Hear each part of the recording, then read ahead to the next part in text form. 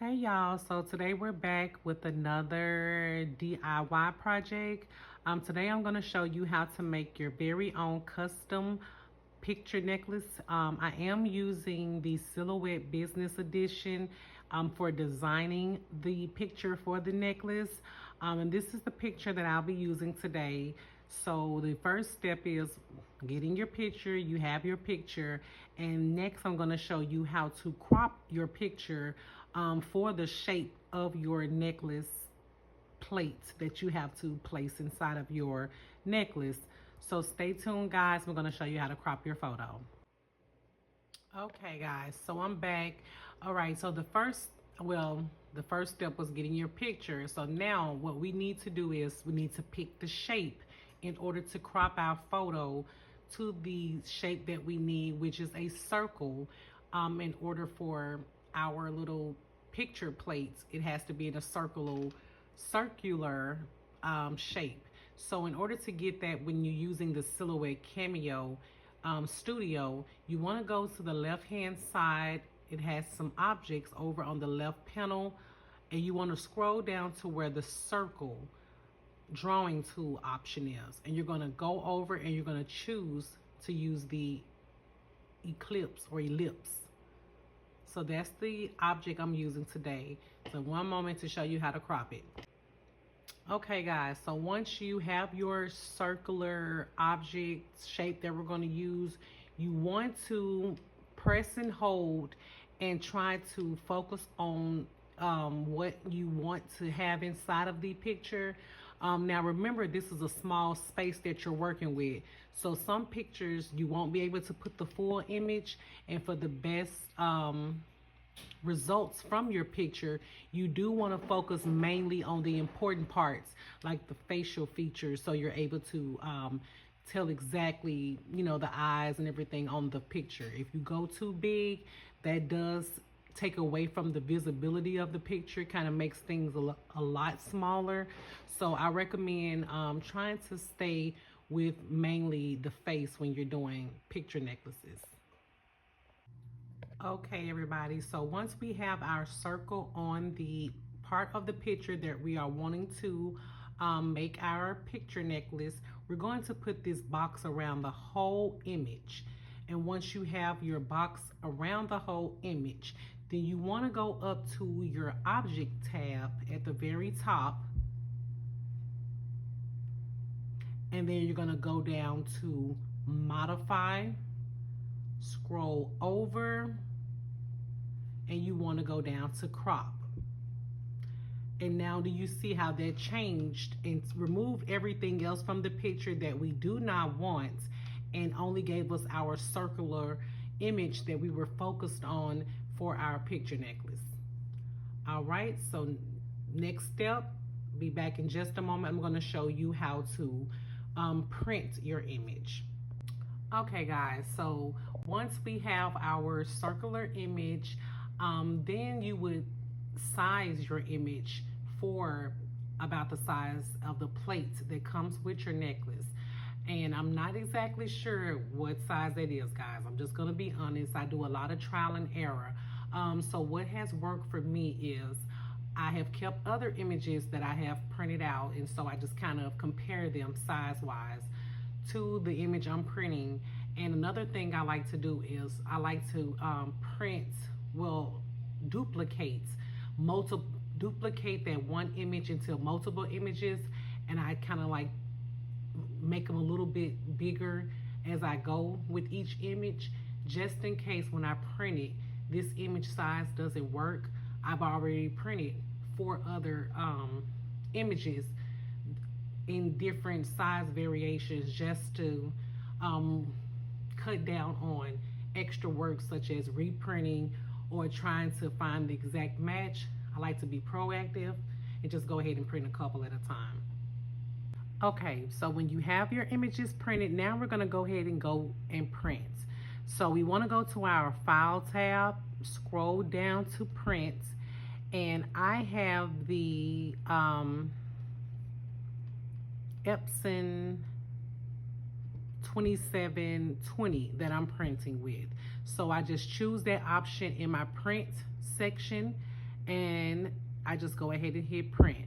So stay tuned, guys. I'm going to show you what type of paper and what the printer looks like.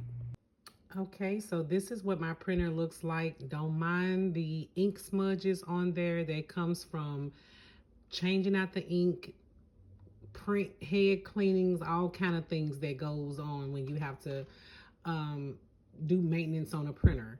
But anyway, this is the Epson 2720 that I use for sublimation, and the size paper that I'm using, it is a 8x5x14 sheets of paper. So it's just white sublimation paper. And so the thing about sublimation paper, this is the back of the paper. So you don't want to print where you see the logo. You want to stick your paper into the printer with the white side facing you. So you don't want to see any logo on your paper. Okay, so when I print on my Epson 2720, normally I just stick with the premium matte settings on the printer. So this is what I use when I do the photo necklaces. They come out just fine for me, so I'm just gonna stick with that same print setting that I have. All right, give me just a moment, guys. I'm gonna get the printer started.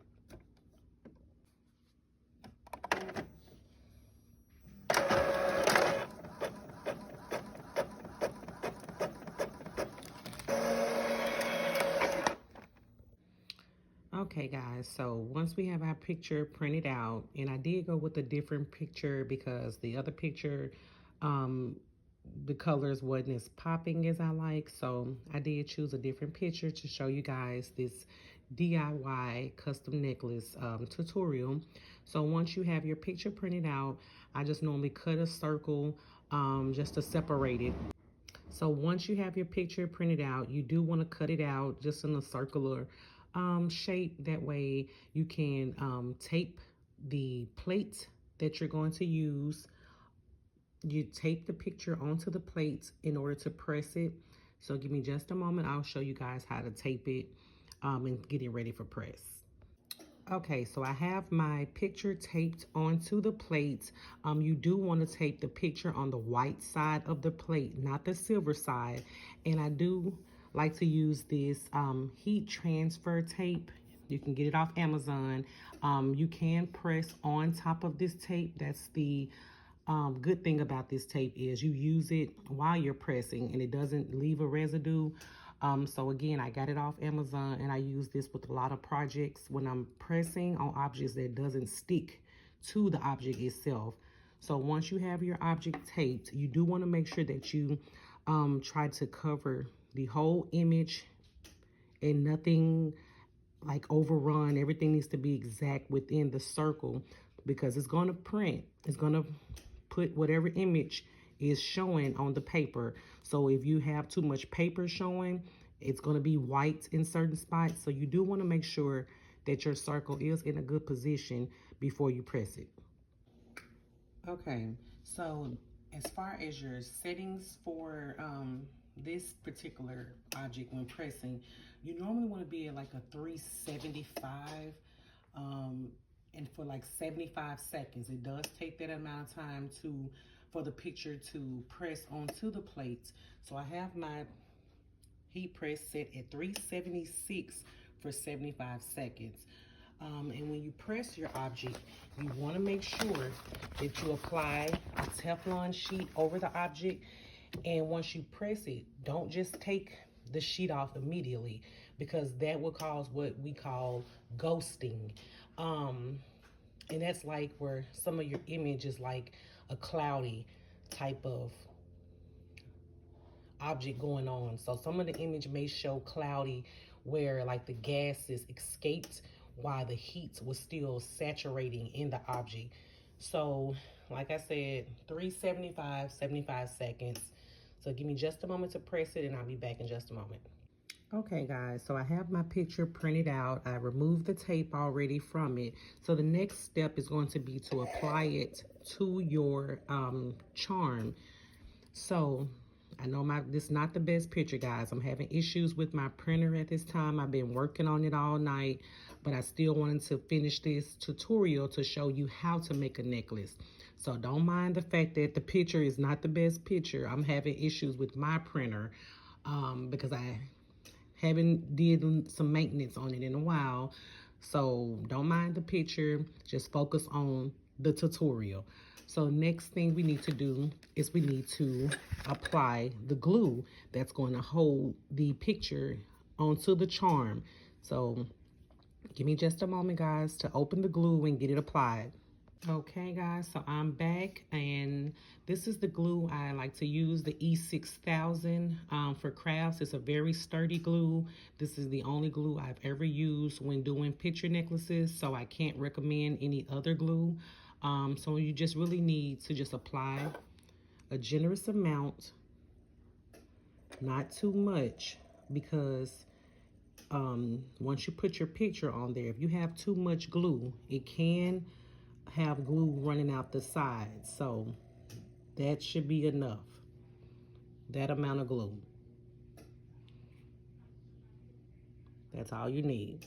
So give me just a moment to place the picture so you guys can see how it's done. All right, guys, so you just take your picture and just drop it in there.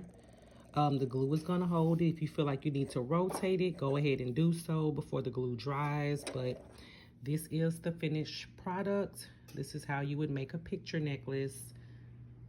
And these are like one of my #1 sellers. So they're actually good for all kinds of occasions, not just burials or when someone passes away. People order these for Valentine's Day just because people love a custom picture necklace. So I hope you guys enjoy watching my how-to video. If you have any questions, feel free to ask. Again, don't mind the quality of the picture. That's a printer issue I'm gonna have to work on. But I hope you learned something, and I hope you enjoyed this tutorial, and I'll be back for another one soon. Thank you guys for watching. And guys, everything you see pictured here, from the picture to the box to the charm and the necklace, they all come from Amazon. So I have these in silver, gold, heart shape, circle shape. They come from Amazon. There are a lot of variety of picture necklace charms. So there you have it.